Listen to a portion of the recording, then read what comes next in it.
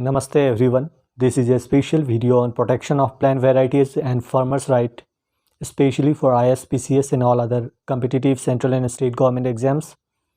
First, let's see some leading news headlines about Lay's potato variety. So first is India Today. India Today has written big victory for farmers. India revokes patent for PepsiCo Lay's potatoes. Times of India saying India revoked patent for PepsiCo Lay's potatoes. In short, PepsiCo patent on potato variety grown for Lay's chips revoked by India. So finally they are saying the patent protection has been revoked. But this is totally wrong. ये सब कुछ गलत है.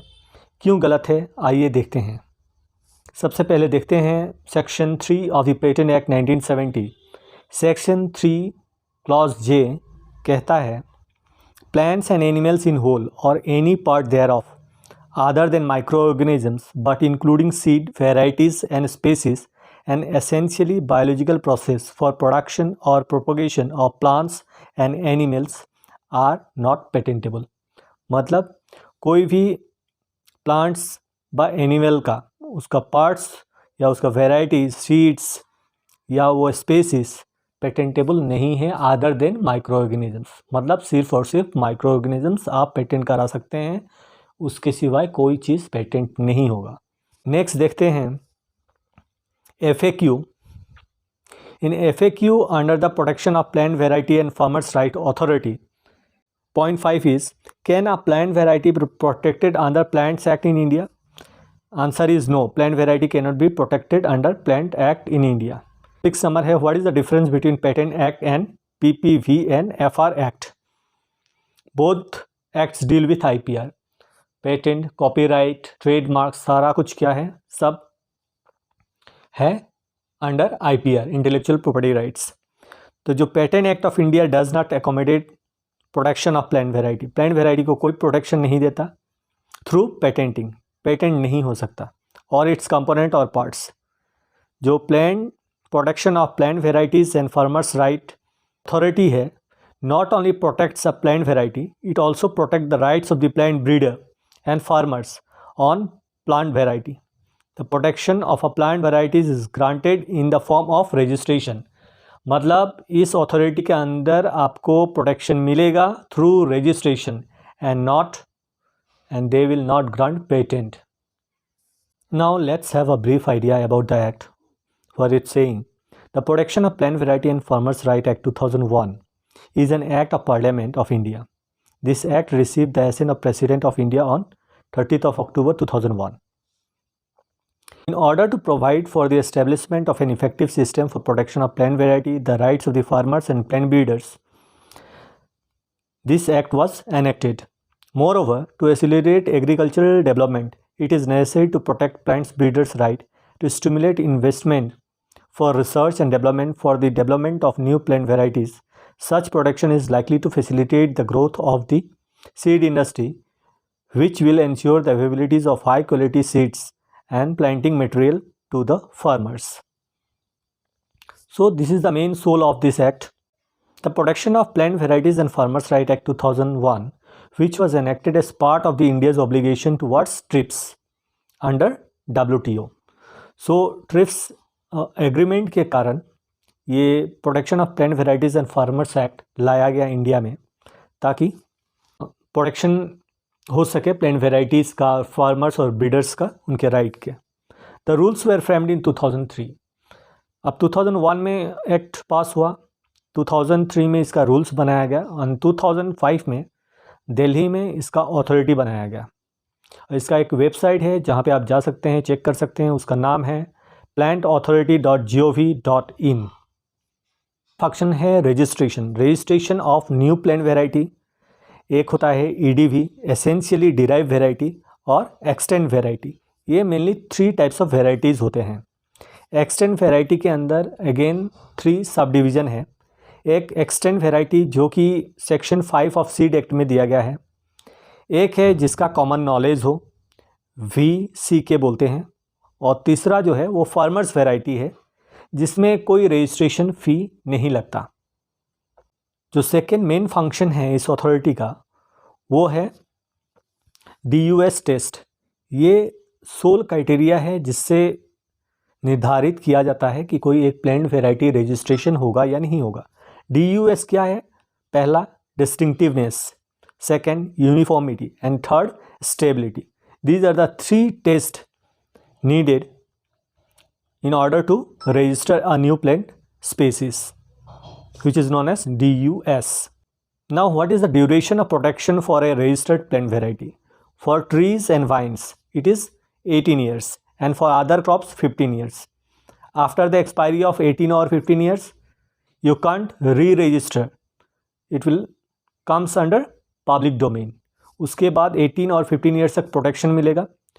उसके बाद आपको कोई protection नहीं मिलेगा, ये पब्लिक डोमेन में चला जाएगा। उसके बाद आप री रजिस्ट्रेशन भी इनका नहीं करवा सकते हैं। प्रोटेक्शन किस चीज़ में मिलेगा हमें? प्रोटेक्शन मिलेगा, कोई आपका रजिस्टर्ड वैरायटी सेल नहीं कर सकता मार्केट में, कोई एक्सपोर्ट नहीं कर सकता, कोई इंपोर्ट नहीं कर सकता, कोई प्रोड्यूस नहीं कर सकता थ्रू सीड और बाय प्रोपेगेटिंग मटेरियल्स। ये तभी हो पाएगा जब ऑनर का परमिशन होगा। ठीक है, जब ऑनर का बिना परमिशन के हम अगर कोई चीज़ सेल करते हैं या इंपोर्ट करते हैं, एक्सपोर्ट करते हैं, उसको क्या कहते हैं? इन्फ्रिंजमेंट। आइए देखते हैं इन्फ्रिंजमेंट के बारे में। Infringement suit can be filed in district courts praying for damage or share of profits. The penalties are categorised for the following offence: selling varieties with false denominations, इसमें क्या है? 6 months to 2 years इम्प्रिजनमेंट है, 50,000 से 5 लाख तक penalty है। Falsely representing a variety as registered, जो registered नहीं है आप उसको रजिस्टर्ड हिसाब से बेच रहे हो, एक्सपोर्ट कर रहे हो, उसमें क्या है? 6 months to 3 years तक इम्प्रिजनमेंट है और फाइन है 1 lakh rupees to 5 lakh rupees penalty है। रिपीटेड ऑफेंस के लिए है 1 to 3 years imprisonment and 2 lakh to 20 lakh तक पेनल्टी है इसमें। आइए समझते हैं अब पेप्सिको का जो इश्यूज़ है वो एक्चुअली है क्या। पेप्सिको ने अपना रजिस्ट्रेशन करवाया था, तो यहाँ पे देखते हैं क्या है ऑफिशियल रिकॉर्ड में। नेम ऑफ द एप्लीकेंट कौन है? PepsiCo India holding private limited. कौन से क्रॉप में करवाया था? पोटैटो में। ठीक है, रजिस्ट्रेशन नंबर क्या है?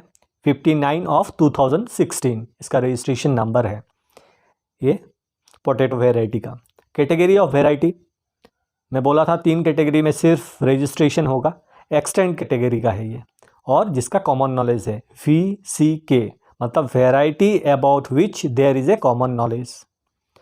Denomination of the candidate variety, मतलब जो वेराइटी का नाम है वो क्या है? FL2027। इसको बहुत सारे लोगों ने अलग अलग नाम दिया है, पर ये एक्चुअली जो नाम है जो क्वेश्चन आ सकते हैं एग्जाम्स में वो है FL2027। ये डेट ऑफ एक्सपायरी नहीं है, डेट ऑफ एक्सपायरी है जनवरी 2031। अगर ये रिवोक नहीं होता तब इसका पीरियड ऑफ प्रोटेक्शन कहाँ तक होता? 31 जनवरी 2031, क्योंकि इसका डेट ऑफ सर्टिफिकेट इशू हुआ था 1 फरवरी 2016 में। तो 15 ईयर्स प्लस कीजिए, कितना होगा? 31 जनवरी 2031, यहाँ तक था। पर क्या हुआ कि इसमें रेवोकेशन एप्लीकेशन फाइल किया गया बाय कविता कुरुंगंथी ने। ये एक सोशल एक्टिविस्ट हैं, आप देख लीजिएगा, इंटरनेट पे मिल जाएगा आपको इन्फॉर्मेशन। तो इन्होंने रेवोकेशन एप्लीकेशन फाइल किया था। फाइनली ये डिसाइड हुआ 3 दिसंबर 2021। ठीक है, और इसको इस रजिस्ट्रेशन को रिवोक कर दिया। So actually it's an revocation of registration, not revocation of patent. जो रेवोकेशन का पब्लिक नोटिस है उसके बारे में हम लोग देख लेते हैं। आप देख सकते हैं ऊपर में लिखा हुआ है, protection of plant varieties and farmers right authority ने निकाला है ये पब्लिक नोटिस 19 of 2021। इसमें क्या लिखा है? As per the order dated 3 December 2021 of learned chairperson in matter relating to revocation application Kavitha Kurunganthi versus PepsiCo India holding limited, the certificate of registration number 59 of 2016, उसका registration कितना था? 59 of 2016, इशूड ऑन 1 फरवरी 2016 में in respect of potato variety denominated as FL2027। तो variety का नाम क्या था? FL2027 and registered in favour of PepsiCo holding India limited stand revoked with effect from 3 December 2021। मतलब 3 दिसंबर 2021 में इसका रजिस्ट्रेशन रिवोक्ड कर दिया गया। होपफुली आप लोग समझ चुके होंगे। प्लांट वैरायटी को पेटेंट नहीं मिलता, section 3J of patent act इसको रोकता है। प्लांट वैरायटी का रजिस्ट्रेशन होता है under plant protection of plant varieties and farmers right authority. 3 category के रजिस्ट्रेशन होते हैं, न्यू प्लांट वैरायटी, EDV और एक्सटेंड वैरायटी। लेस का जो पोटैटो वैरायटी था वो था क्या, एक्सटेंड VCK वैरायटी था ये, जिसका कॉमन नॉलेज होगा। इस कैटेगरी में रजिस्ट्रेशन हुआ था और जो वैरायटी है वो है FL 2027। Thank you. ये बहुत इम्पोर्टेंट इन्फॉर्मेशन था और बहुत जगह पे मिसलीडिंग था, इसलिए मैंने इस वीडियो को बनाया। आप आप लोग समझ चुके होंगे इन डिटेल्स। अगर और भी आप जानकारी हासिल करना चाहते हैं तो आप लोग जा सकते हैं plantauthority.gov.in पे और वहाँ पे आपको सारा कुछ मिल जाएगा।